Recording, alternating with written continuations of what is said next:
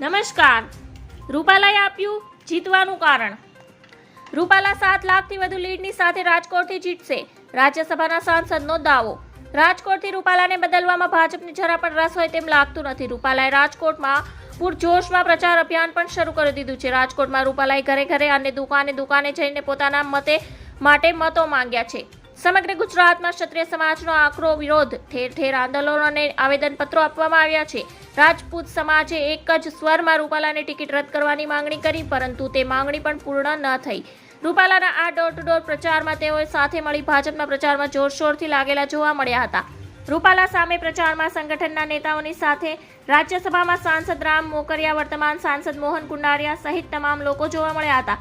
ઠેર ઠેર આવેદનો આપી ટિકિટ કેન્સલ કરવાની માંગ કરી, પરંતુ ક્ષત્રિય સમાજની આ માંગ ભાજપના હાઈકમાન્ડે ન સ્વીકારી અને આ બધાની વચ્ચે હવે રૂપાલાને રાજકોટથી પોતાનો જોરશોરથી પ્રચાર શરૂ કરી દીધો છે. ઘરે ઘરે જઈને રૂપાલા પોતાના માટે મતો માંગી રહ્યા છે. ધન્યવાદ. જય